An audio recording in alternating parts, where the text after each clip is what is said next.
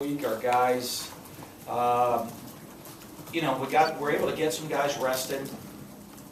We're able to, work on some things that need work. Obviously, there's a lot of things that we can improve on as a team, and really get some fundamental stuff that gets, lost every once in a while. Really that training camp mentality when you're working fundamentals, and a lot of techniques that you rush through some individual drills. During a game week to get there just with your amount of time on the field. So I think we're able to get a bunch of that stuff done.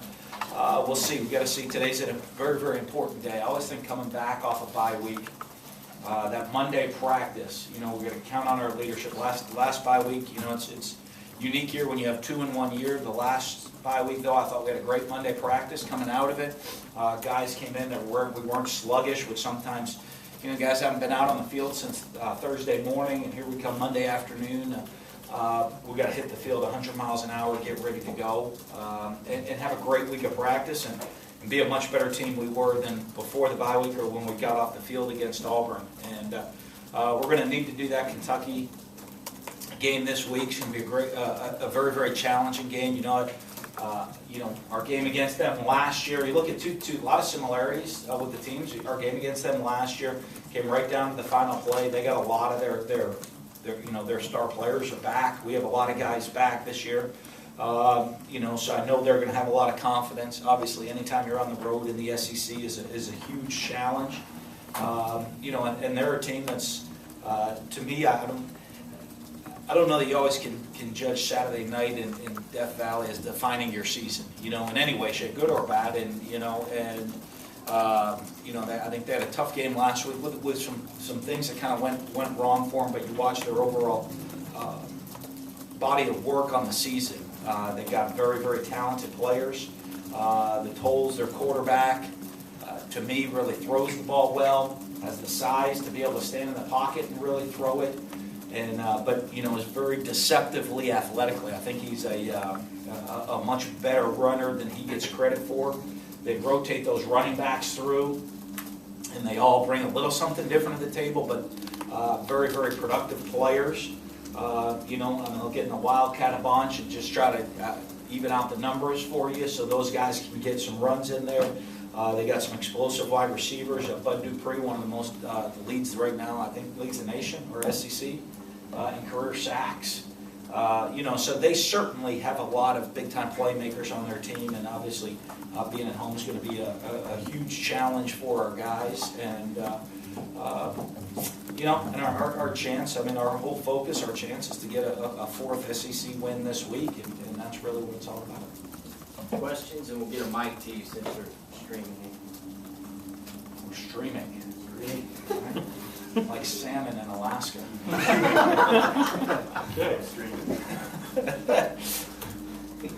Coach, did you ever start to notice the guys that you go through the motions, especially these Mondays after bye week? How do you ramp them up, juice them up? Well, to me, if we're going to be successful, I don't need to be the one doing that. That comes from within, the leadership within the team. I think our guys understand how much we have to improve and how much we have to get better, and the only way to do that is through hard work. And so, to me, that has to come from within the team. If I have to be a cheerleader out of practice, we're going to have some problems. And so our guys within the team need to make sure we take the field with that right tempo. And I think when our guys, we really, you get to sit back and look last week at some things that, you just look. I think we're last in the SEC in total defense and passing defense. We're last in our red zone offense. So there's a lot of little things we have to improve on as a football team as we move forward. And so I think our guys, it's really, especially the older guys, them to see that, look statistically where we're at, look at beyond the statistics. And some of it's deceiving, and some we might not be. I look statistically. We might not be as good in some categories as statistics say we are, and maybe not as bad in other categories where statistics say we are.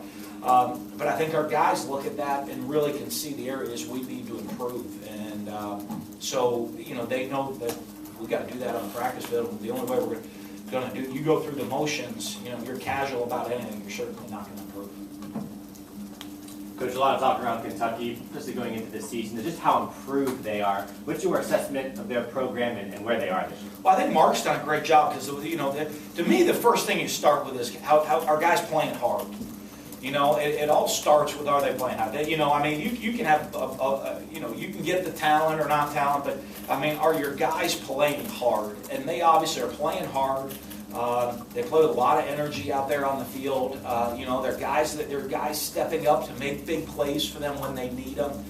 You know, and all of that's a sign that they really have bought into what Mark's trying to build there and what they're trying to do. And you know, I think you're seeing that steps and those rewards show on the field for them this year with, you know, with their great start that they've had. I mean, they're 5-2, and you know, one of those, both losses are SEC road games, and one of them was a triple overtime. I think it went 2 games. It was a triple overtime game. You know, so I mean, when you look in terms of that and the improvement that they've made, they're up there as competing with anybody. And you know, and they can compete and beat anybody out there. You sort of touched on this already, but everybody just for weeks was so hyper-focused and the games were so huge. And I know within the program this is still a huge game this week, but what do you look for when you're looking for letdowns or even subconsciously? I mean, what will you be looking for today? Well, I mean, one, it is the focus off the bye week. I think, you know, for our guys, you know, as we've always said, a win in the SEC gets you even a bigger game the next week. This is the biggest game we've played of the season so far. You know, and I know the last game, the Auburn game, I said it was the biggest ever played in Mississippi. I think this one's bigger now. You know, now we're a team that has a target on our back. For the first time, we're going into a game with a target on our back, having to go on the road in a hostile environment against a team that's one of the hottest teams in college football this year, or most improved teams in college football anyway this year. And so, you know, our guys better learn how to handle that and make sure that we have that unbelievable focus on how big a game this really is. With the 3 weeks and, you know, the constant grind, I know in the first bye you said you don't know whether it's a good or a bad time to have a bye, but was this one a little different in the sense of letting the players just recoup and re-energize mentally after those 3 straight weeks of top 10 opponents? I do. I think those 3 straight games, you know, it can, you know, as you always say, in the SEC, to me, it's not about the one game. You know, it's the cumulative effect of this conference and what it has. I mean, you look at it, so I mean, 4 of the top 5 teams in the country are in the SEC West right now, according to rankings. You know, I don't know if that's real or not, but that's what people voted on. And, you know, so as you say, you know, can the champion of any conference beat any one of those 4 teams? You know what, there's probably a couple teams in every conference that in one game can beat any one of those 4 teams. But what our league about and what the guys have to understand is it's not one week, it is every single week. So I think our guys took advantage of that with the bye week last week, knowing now that it's 6 straight to end the season. You know, and what that grind is going to be like on you to make sure that you're physically and mentally rested for the next 6 weeks that are about to come on you, because you know, you got to, in this league, you have got to bring your A game every single week.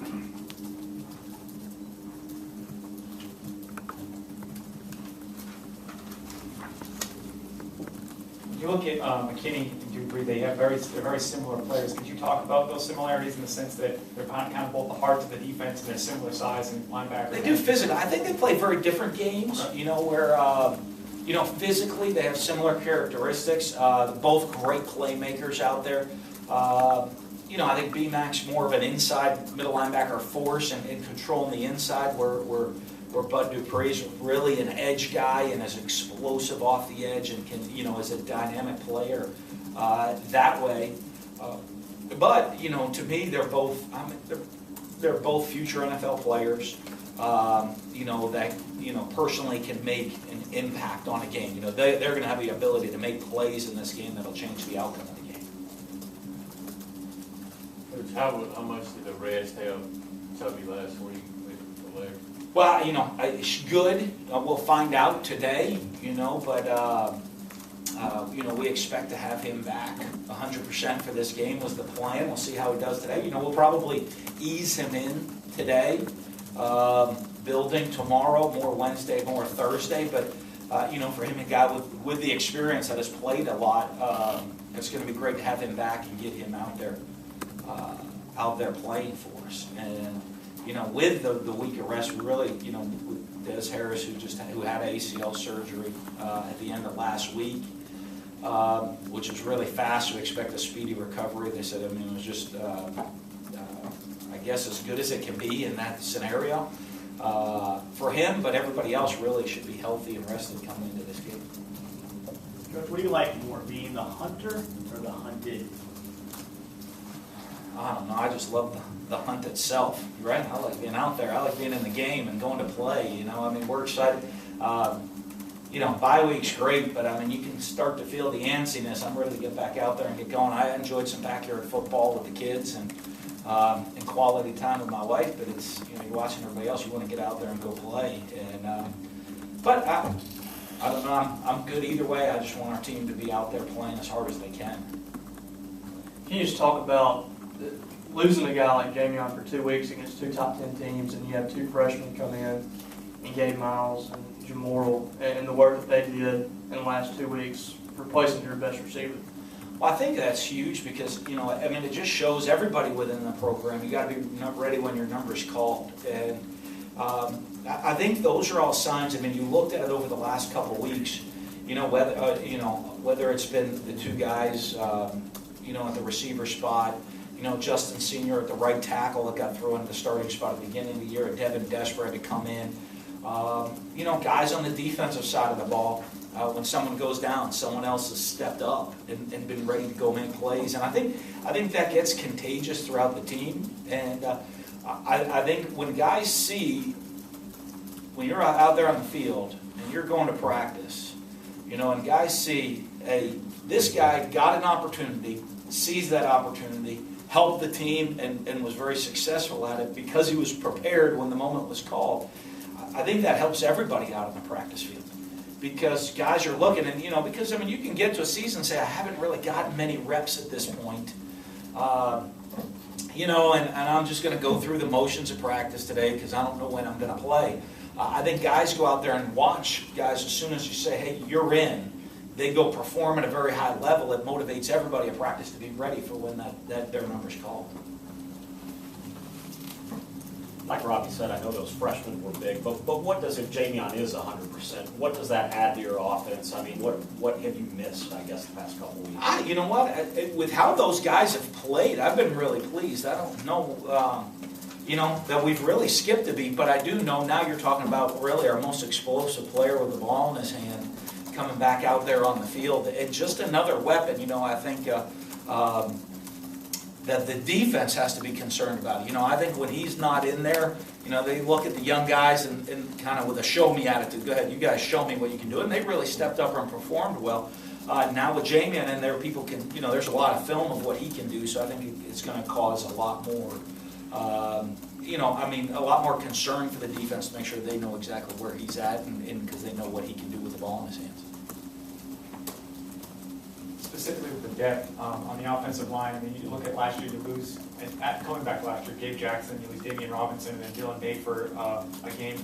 How has that unit, you know, meshed and, I guess, performed above expectations? I think they've done a very good job. You know, I mean, I know everybody, you know, and everybody wonders why we mix and match guys throughout, you know, who's going to be the starters or who's going to get reps where.